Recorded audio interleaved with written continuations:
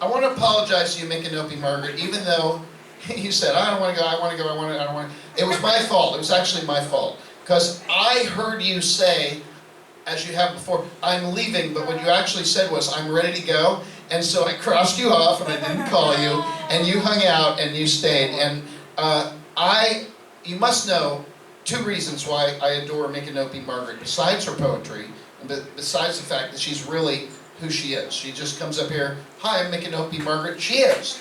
I went to Micanopy with my friend Alex, David Askey right there, of Mirador Studios, to shoot a thing in Micanopy that he wrote. And I swear to God, we're eating sandwiches, and down the stairs, fucking Micanopy Margaret! Hi, what are you doing here? Couldn't believe it. I live up there. It's, this is my deal. This is my place, I'm Micanopy Margaret. She was totally who she says she was. In poetry, it's really important to either be totally inauthentic or profoundly authentic. One of the two is going to get you where you need to be, and you're the authentic.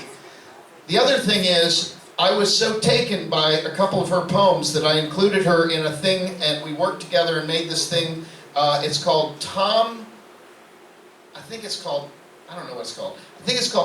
Miller's Earhole Candy.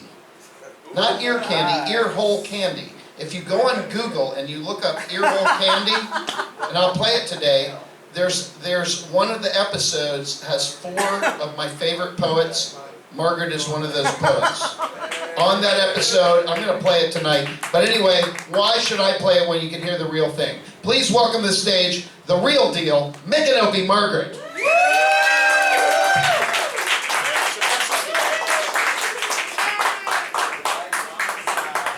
Tom said that was the best he could do, and I have to say that's pretty darn good. Honestly, the best of the night. I'm not a comedian though, so I'm gonna stop pretending that I'm telling jokes, because I'm really not. I would like to thank the Tabernacle of Hedonism for opening its door to all of us weirdos and strange poets of the night.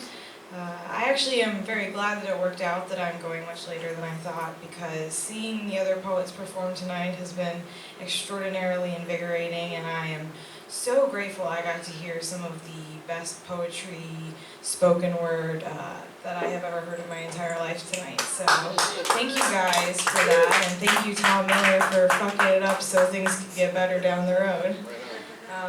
Alright, I would like to start with the first poem that I ever performed at the Hardback Cafe many moons ago. That will be also featured on the podcast that Tom is going to be playing, but I've kind of been working on the delivery, so between here and then and the passing of time, here it is. On 441 from Micanopy to Gainesville. The cranes, do you see them? Arms outstretched, do you see them? No! Not those spiked behemoths building empty cathedrals, towering above the trees. My trees. I saw them. They saw me. The trees. Do you see them? Circling the prairie from all sides, they sit so high. A canopy. My canopy. Do you see them? He said, I see your passion, but slow down. Yes, but also, don't you feel it? My soul-filled, heart-healed, the cranes flap, arms outstretched to go and then come back to hear the people who talk about petty and deadly and seminal winds and the trees. Look at the trees, a man from out of town says, looking up, a passerby. I love the trees. Welcome to Gainesville, the trees whisper as we walk. That's my godmother, my sister said, of the tall oak tree with her wise face, so elegant and sturdy in front of the bay window of our home, laid upon her gentle slope, dawning crown of leaves and casting soft, safe shadows around us. The storms, they explained, of the giant hole that stole her place, filled with sawdust. A permanent yellow impression where once she stood. It could fall on the house. You are not to be affected, they tell you. You are not to care, so look away and don't see it. Look away, look away. The cranes. Do you see them? Beautiful, deep blue sky and speckles of white against green and gray, arms outstretched.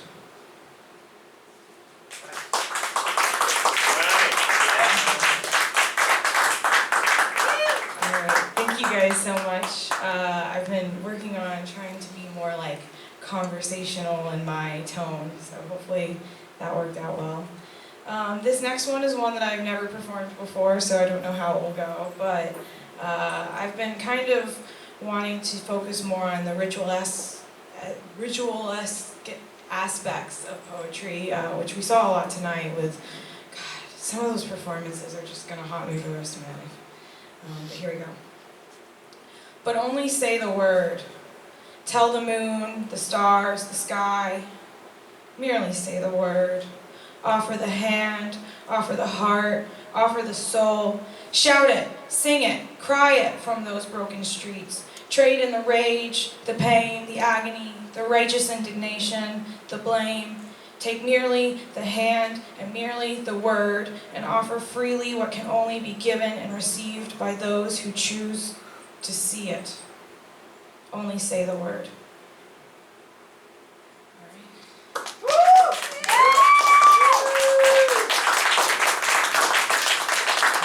Thank you guys so much. And for my last poem of the night, it is just a poem about conversation and idle talk.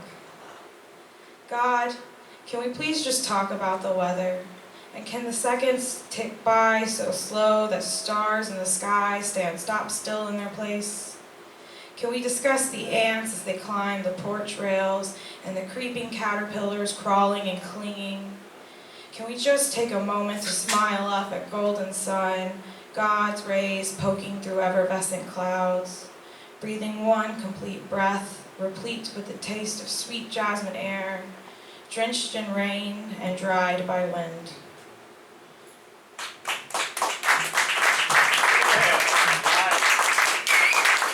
Thank you so much to Alan Bushnell and Tom Miller and Reverend Angel Dust, who have fostered one of the best communities in Gainesville from my perspective and from the perspective of many others.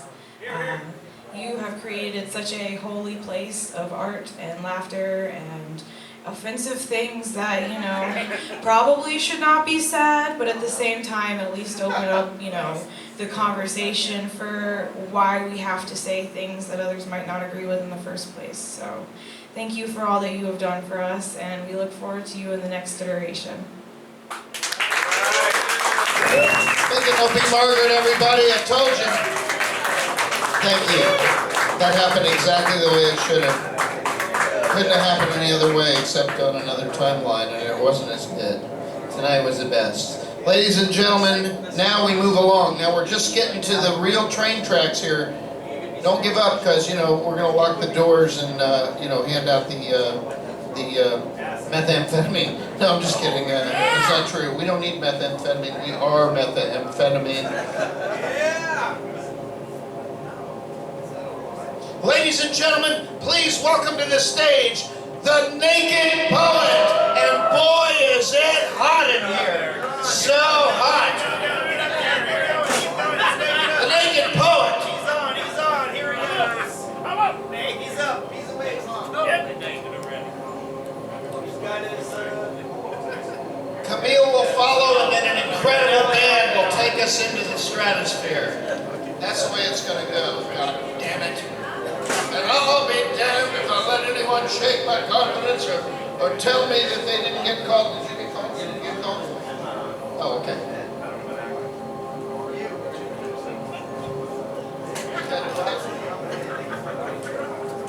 out of here, Tom. The Naked Poet. Damn it.